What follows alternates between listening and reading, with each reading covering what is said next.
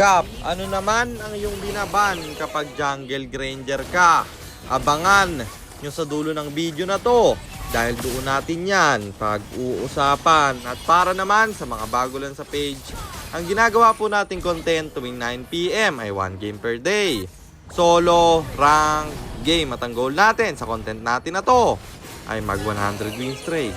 Hi guys, nandito na tayo sa 470th day ng 1 game per day, and ang standing natin bago yung game na to ay 393-76, 393 wins and 76 losses. At dito sa game na to, nag-auto-lock jungle yung S2, kaya wala na akong magagawa kung hindi mag-double retry na lang. Kasi alam nyo, at sinabi ko na yan, na kapag may nagpabidang kampe, hindi na rin tayo mag-a-adjust pre. So ayun, nandito na tayo sa pang-470 araw ng isang game kada araw.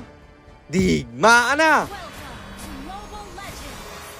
Dito nagtigisa kaming buff, aking yung red, at yan yung tamang gawin nyo kapag double retry kayo. Wag na kayong makipag-agawan pa ng buff. Kung ano yung hindi niya kukunin, yun yung kunin nyo, at napatay ko pa yung Selena doon, sabay diretso sa baba. Dahil malambot yung explainer nila at naka-plating tayo doon. Then binurse yung turtle. YSS yung nakakuha. Hindi ko ni-retry yun para akin yung blue buff doon. Kailangan nyo ng utakan kapag ganyan. Tapos dito chinecheck ko yung item ng kalaban kung sino aking aabangan na Trojer yung dumaan. Kaya siya yung nabigyan. Napa-ulti pa yung Hylos na sinayang niya.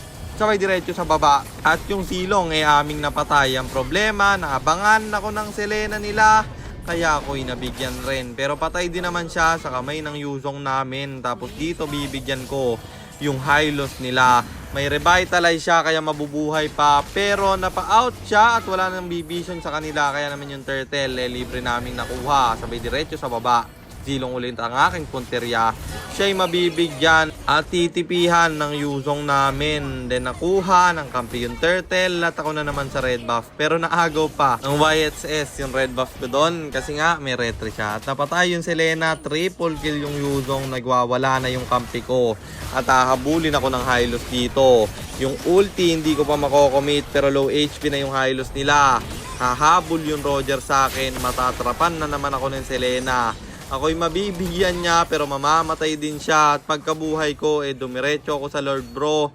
YSS na yung kumuha, umabang na lang ako. At napatay yung Zilong, sabay pasok ako sa backline. Mamamatay yung dalawa namin pero yung Melissa aking mapupuruhan. Hylos low HP na rin at siya rin mabibigyan. Mag-isa na lang na natira.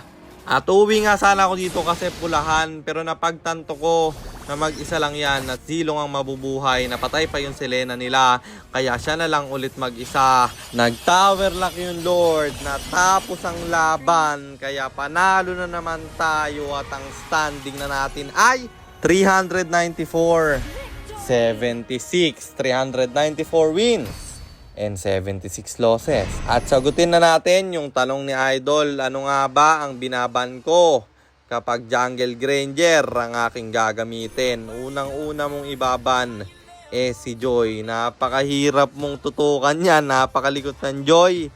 Isunod mo yung Hayabusa kasi marksman jungle ka, pwede kang pasok-pasukin yan. Then sunod Suyu na napakabilis mag-farm at saka kayo mahihirapan kasi assassin din yan. Then iban mo na rin yung Fanny.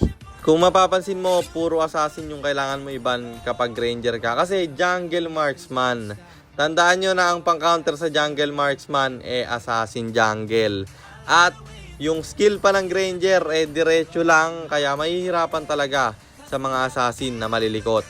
May natitira ka pang isang ibaban, di ba?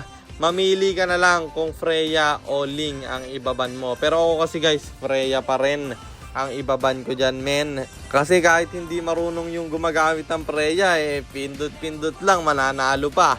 Yung Ling naman kasi guys, maraming pwedeng ipang-counter dyan Kaya nga 5 kayo, counterin ang kampi mo kung mahihirapan ka, di ba? At yun lang, sana nasagot ko yung tanong mo, Idol, at sana rin meron kayo natutunan sa content natin na to. At kung meron man, pakishare lang. Then after nyo i-share, mag-comment na rin kayo ng pa-shoutout para ma-shoutout ko kayo sa mga next nating content. At i-comment nyo na rin ang inyong mga katanungan kasi baka malay mo sa next nating content, comment mo naman ang mapili ko. Teka, baka kilala mo lang ako at lagi kang nanonood pero hindi ka pala nakapollow sa page. I-follow mo na yan.